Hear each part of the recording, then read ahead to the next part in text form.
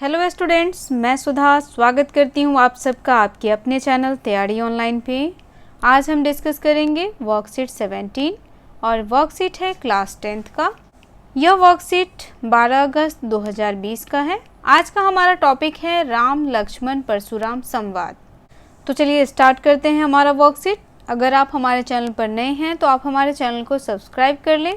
Video पसंद आए तो इसे लाइक करें, साथ ही अपने दोस्तों को भी शेयर अवश्य करें ताकि उन्हें भी इस वर्कशीट को सॉल्व करने में हमारे वीडियो से हेल्प मिल सके।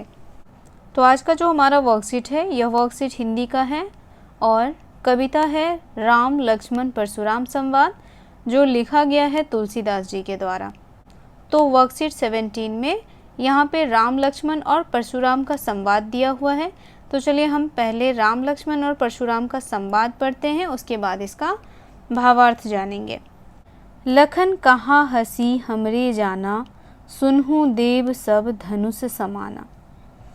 का क्षति लाभु जनु धनु तोरे, देखा राम नयन के भोरे।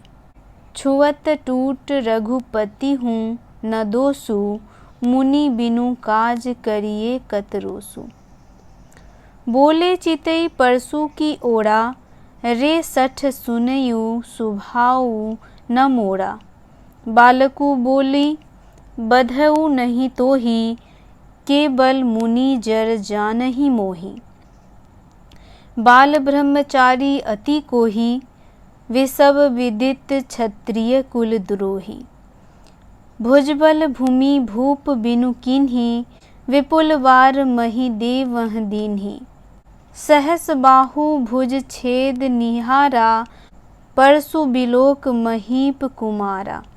मातु पीत ही जनी सोच बस करसी, महिष किशोर गर्भन से अर्भक दलन, परसु मोर अति घोर। अब यहाँ देखिए, सबसे पहले इसे समझने की कोशिश कीजिए। यहाँ मुनि परशुराम और लक्ष्मण के संवाद दिए हुए हैं। तो यहाँ देखिए, लखन कहाँ हंसी हमरे जान। यहाँ लक्ष्मण जी व्यंग करते हुए कह रहे हैं सुनहु देव सब धनुष समाना। यहाँ पर देव परशुराम के लिए यूज़ किया गया है। तो यहाँ जो है वो लक्ष्मण कह रहे हैं कि हे देव, हे ऋषि मुनि, ये जितने भी धनुष हैं वह हमारे लिए खिलौने की तरह है।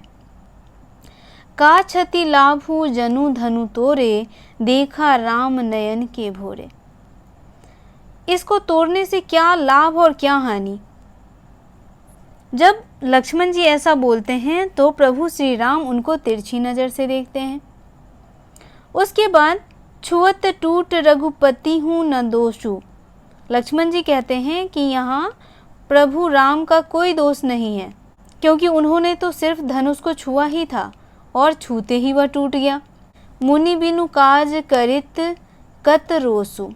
आप बेकार में ही, यहाँ लक्ष्मण कह रहे हैं परशुराम जी को कि आप बेकार में ही क्रोध कर रहे हैं।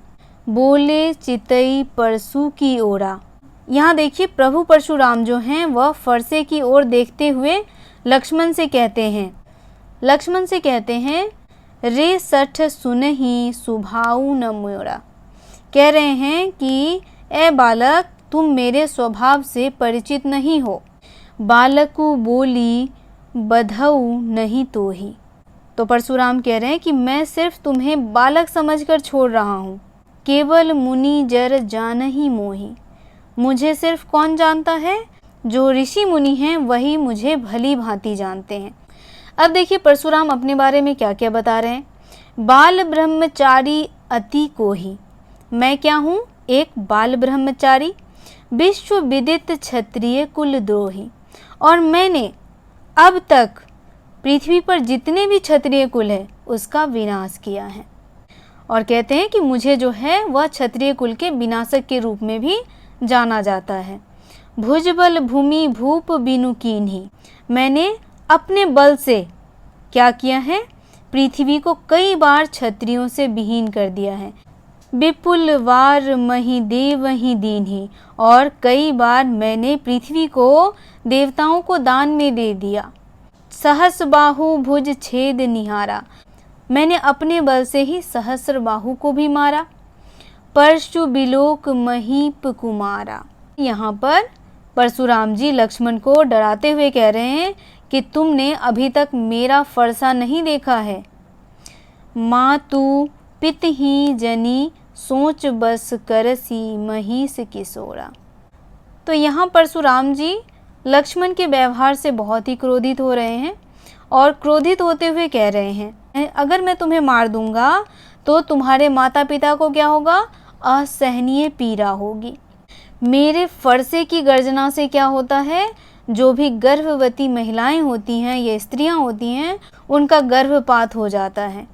तो चलिए अब हम भावार्थ देख लेते हैं। भावार्थ हमारा है, लक्ष्मण ने व्यंग करते हुए कहा। अब देखिए व्यंग शब्द का अर्थ यहाँ पर है मजाक, हंसी मजाक में किसी भी बात को कहना। तो लक्ष्मण यहाँ हंसी मजाक में उस बात को कहते हुए कह रहे हैं, हमें तो सभी धनुष एक ही समान लगते हैं, एक दो धनुष के टूटने से कौन सी लाभ हानि हो जाती है। उनको ऐसा कहते देख राम उन्हें तिरछी नज़रों से यानी कि तिरछी नेत्रों से निहार रहे हैं। लक्ष्मण ने आगे कहा कि यह धनुष तो श्री राम के छूने भर से ही टूट गया था, आप बेकार ही क्रोध कर रहे हैं। इस पर परशुराम अपने फरसे की ओर देखते हुए कहते हैं कि शायद तुम मेरे स्वभाव के बारे में नहीं जानते हो। मैं अभी तक तुमको बालक समझकर तुम्हारा वध नहीं कर रहा था। वध शब्द का अर्थ होता है मारना।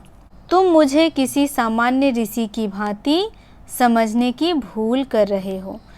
ऋषि शब्द का अर्थ है बच्चों, जो सन्यासी होते हैं, जो मुनि होते हैं, उन्हें ऋषि कहते हैं। मैं बाल ब्रह्मचारी हूँ। यहाँ देखिए बाल ब्रह्मचारी शब्द का अर्थ है जो ब्रह्मचर्य का पालन करता है।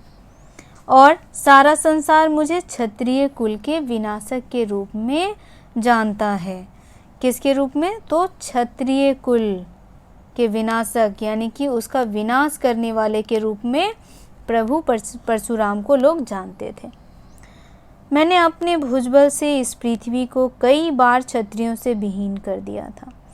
भुजबल यानी कि भुजबल शब्द का अर्थ है अपनी भुजाओं के बल से कई बार क्या किया था, क्षत्रियों को इस पृथ्वी से विहीन यानी कि खत्म कर देना। विहीन शब्द का अर्थ होता है समाप्त कर देना।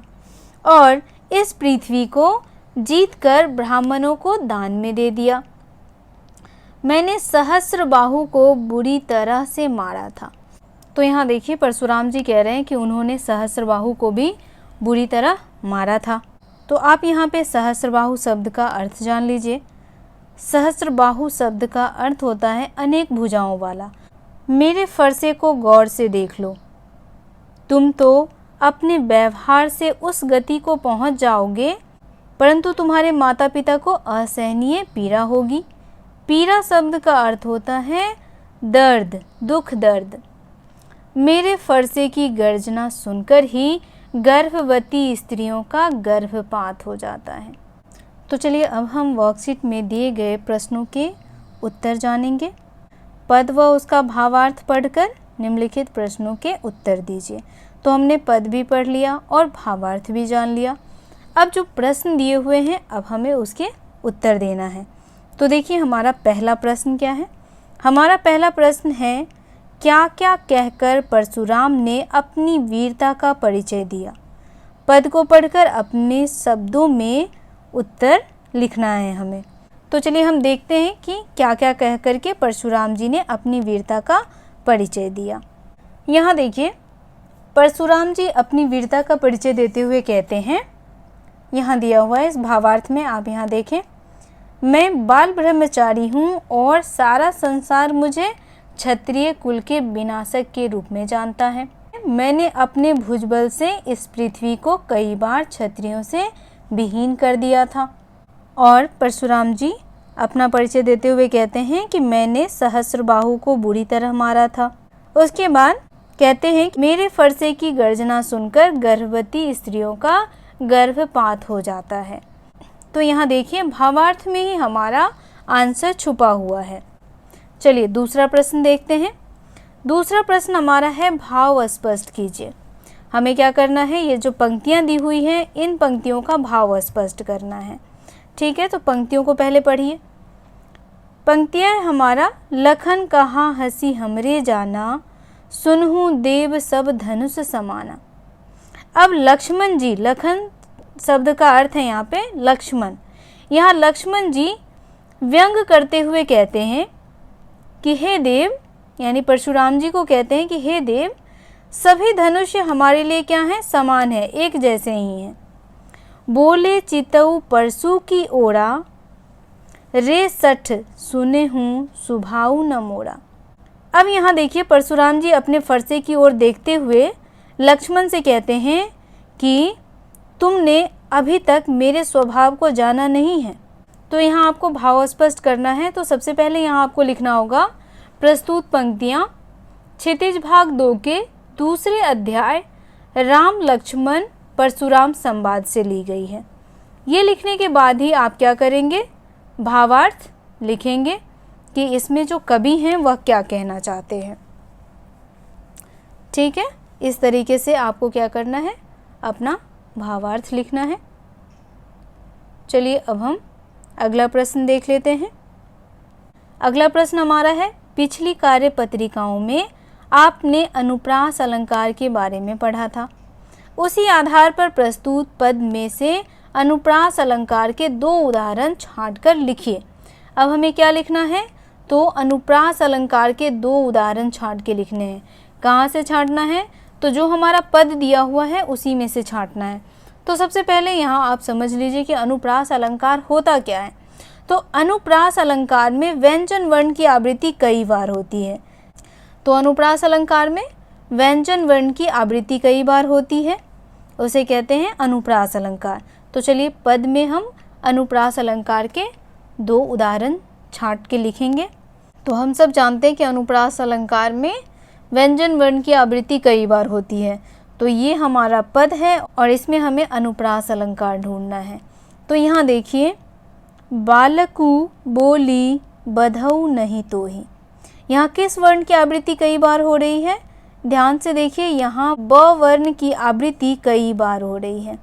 बालकू में ब, बोली में ब और बधऊ में ब।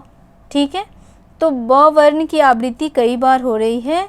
तो ये पद जो हमारा है वह अनुप्रास अलंकार है। और हमें 2 उदाहरण ढूंढने हैं, तो एक और ढूंढ लेते हैं। भुजबल भूमि भूप बिनु कीन्ही। अब यहाँ देखिए, भुजबल, भूमि और भूप, इसमें किस वर्ण की आवृत्ति कई बार हो रही है, तो इसमें भू वर्ण की आवृत्ति कई बार हो रही है। तो यह भी हमारा क्या कहलाएगा, अनुप्रास अलंकार। तो चलिए अब हम इसका आंसर यहाँ लिख देते हैं। पहला हमने देखा था बालकू बोली बधऊ नहीं तो ही, इसमें अनुप्रास अलंकार है क्योंकि वह वर्ण की आवृत्ति कई बार हो रही है और ब जो है वह व्यंजन वर्ण है, यानी जिस अलंकार में व्यंजन वर्ण की आवृत्ति कई बार हो उसे हम कहते हैं अनुप्रास अलंकार। और हमें एक और उदाहरण लिखना है, तो हम यहाँ पर एक और उदाहरण लिख देते हैं। भुज बल भूमि भूप बिनु कीन्ही।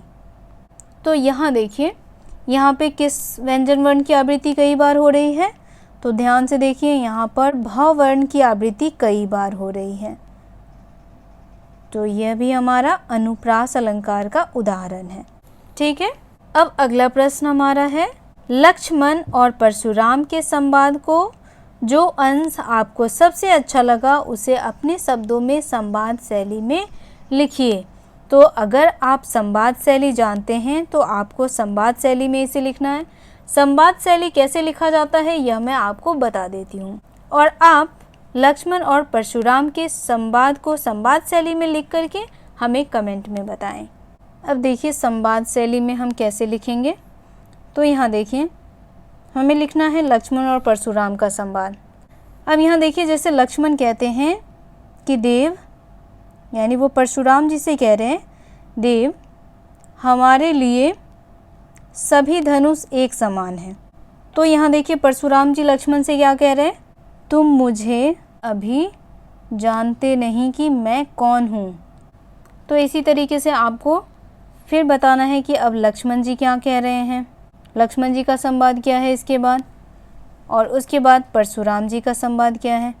तो इसी तरीके से आपको क्या करना है, लक्ष्मण जी का संवाद और परशुराम जी का संवाद जो है वह बातचीत, जैसे हम बातचीत करते हैं एक दूसरे से, तो उसी तरीके से हमें यहाँ पे प्रस्तुत करना है। यह वीडियो यहीं समाप्त होता है। मिलते हैं अगले वीडियो में। वीडियो आपको कैसा लगा आप हमें कमेंट में बताएं। अगर आप हमारे चैनल पर नए हैं तो आप हमारे चैनल को सब्सक्राइब कर लें, बेल आइकन को दबाएं ताकि सभी नोटिफिकेशन आप तक पहुंचता रहे। वीडियो पसंद आए तो इसे लाइक करें, साथ ही अपने दोस्तों को शेयर करना बिल्कुल ना भूलें ताकि इस वीडियो से उन्हें अपने वर्कशीट को सॉल्व करने में हेल्प मिले। आप हमें टेलीग्राम, इंस्टाग्राम और फेसबुक पर भी फॉलो कर सकते हैं। तो मिलते हैं अगले वर्कशीट के साथ। आप सबका धन्यवाद।